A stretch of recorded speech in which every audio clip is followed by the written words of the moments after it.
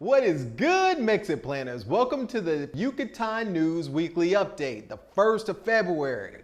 Yo, let's get right into it. So I've been away for the last couple of weeks. One of the things that I've been trying to avoid really is just constantly harping on Omicron and COVID and what have you. So if you remember the last Yucatan News Weekly update that I did back in January, we had just set a crazy record for the most infections in a single day. That was around 400, I believe 490 something.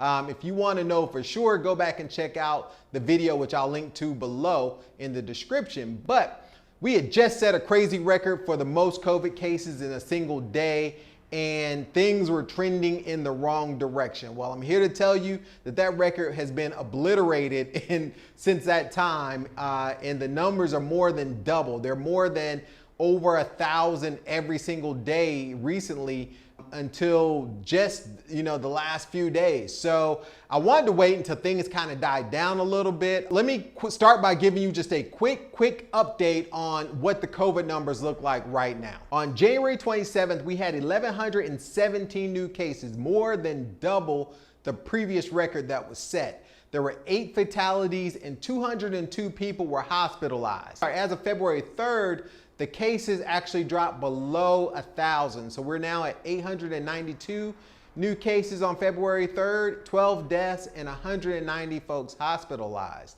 On the 4th of February, which was just yesterday, we were at 789 new cases, 11 new deaths, and 164 hospitalized. So we've dropped significantly, a couple of hundred cases, new cases a day since the January 27th.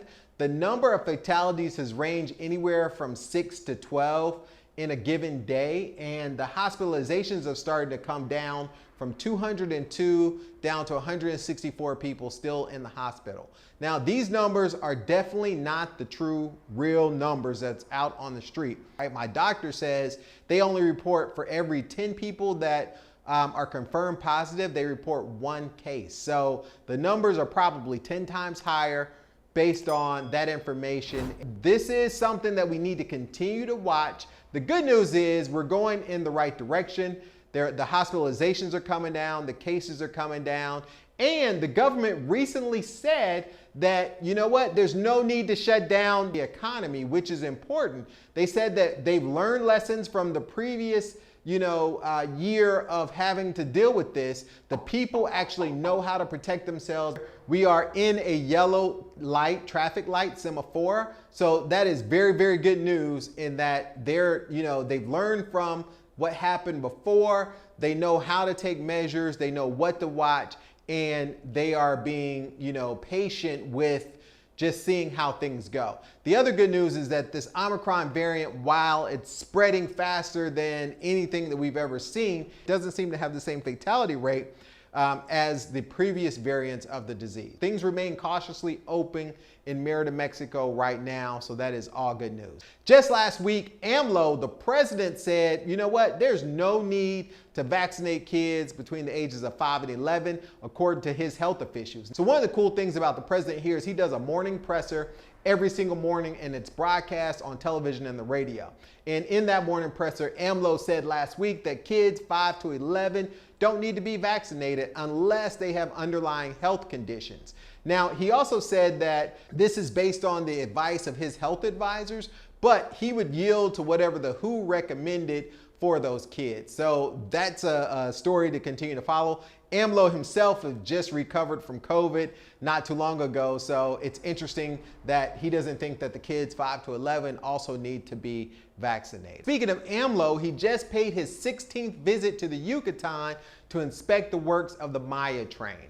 I told you before that this project, the Maya train, is his legacy project. So he's gonna be here every single month. He's committed to visiting all 5 states that the train is planning to transverse: Tabasco, Chiapas, Campeche, and Quintana Roo, all to inspect the train and the progress of the train over the next couple of years. I believe, and I'm gonna have to double check this if I'm incorrect, but I believe the completion date for the Maya train is in 2023. So 2022 is a big year for the Maya train. Expect to hear more stories about that. but he was here to inspect the Izamal to Cancun section of the train. So again, it's a big federal project. It's gonna change the face of what we know as Merida, the way it looks today, with about a 1.2, 1.3 million people. If more folks are able to go from Cancun to Merida easily, it's game on, right? I'm excited about that. I think we're gonna get more services, more restaurants.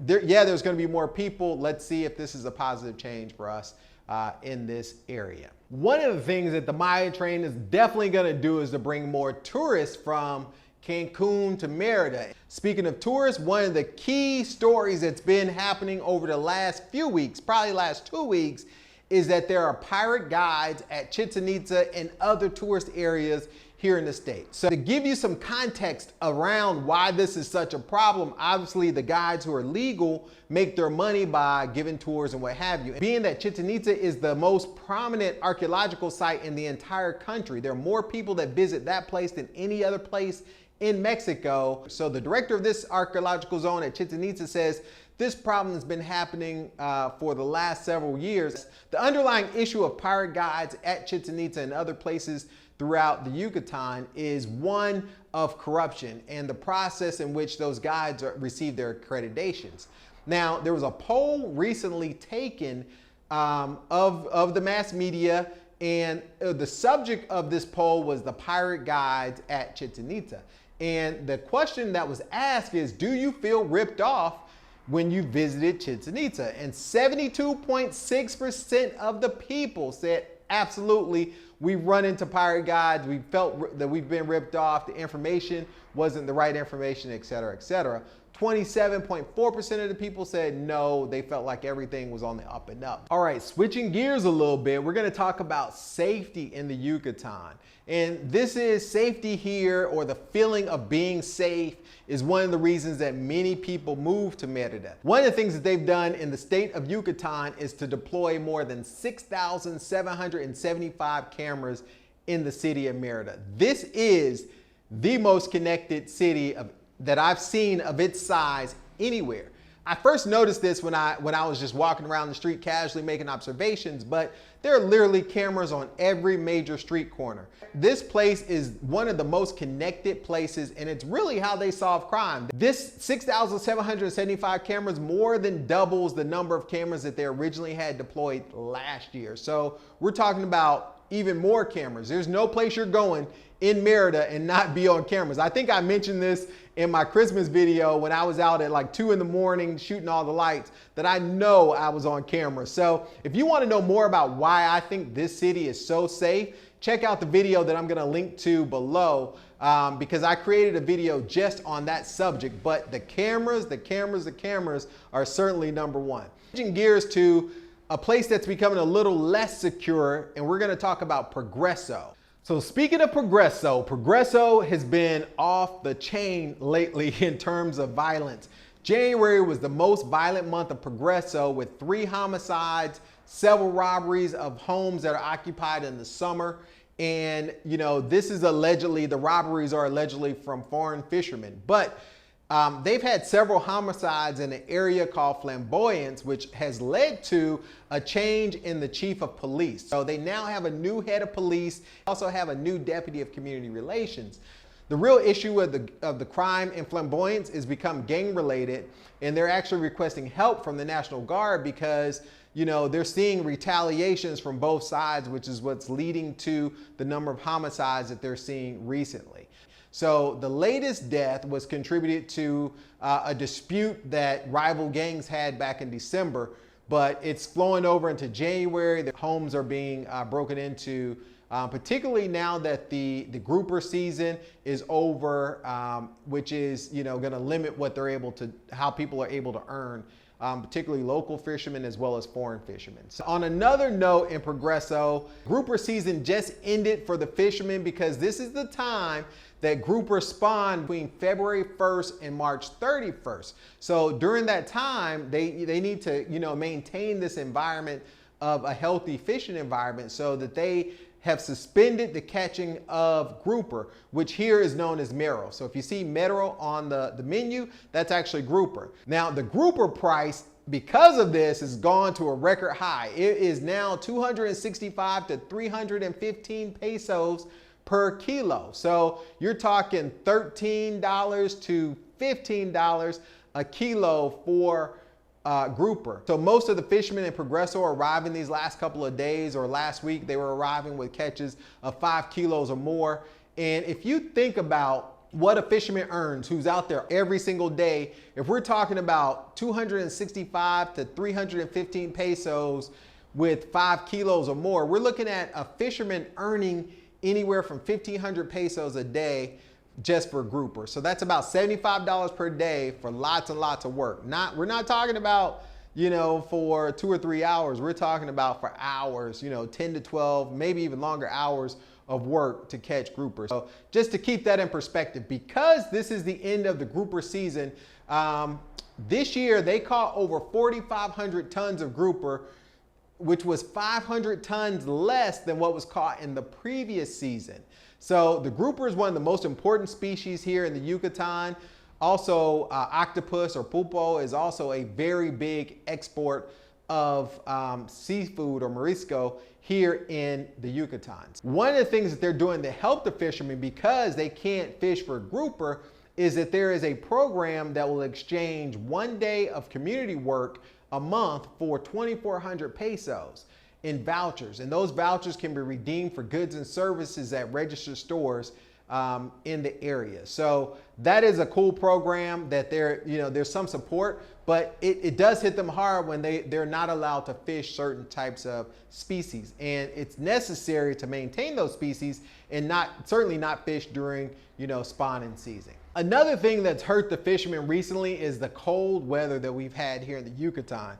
You always hear stories about how hot it is here in Merida. Well, in January and February, it does get a little chilly. So there's a cold front, which is marked the 25th of the year, that came through. It's the same one that's sweeping through the North America, canceling flights, dropping tons of snow, but we felt the effects all the way down here in the Yucatan Peninsula.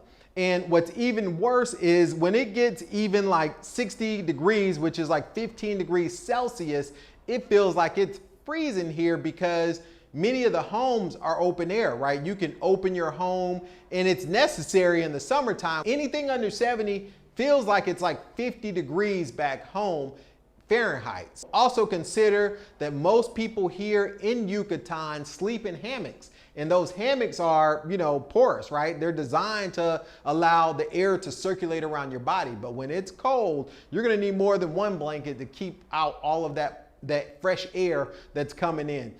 The cold front 26 also affected tourism on the beach in Progreso. Because it was so cold, fewer people got off of the cruise ships that came and visited the vendors on the Malecon, which also affects their daily sales. Today is Friday the 4th. We're expecting a new cold front, the 28th of the season, to come in. It's gonna bring some showers.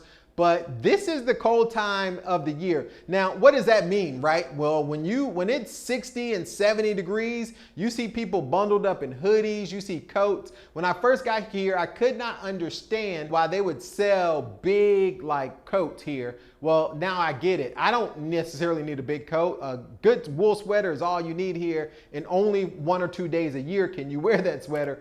But you understand why people at night in particular wear, folks wear jeans all day, but you can understand this time of the year why folks are wearing coats and hoodies, because it does get cold, or it does feel colder than 60 and 70 degrees. All right, if you're here in Yucatan or in Merida, what feels cold to you? At what level does the temperature drop that feels cold to you? Leave me comments below and let me know what you think. Thank y'all so much for watching this latest edition of the Yucatan News Weekly Update. If you want to know more about what's happened in the past, check out the videos over here. Until next time, this has been MexitPlans Monty. I'm out.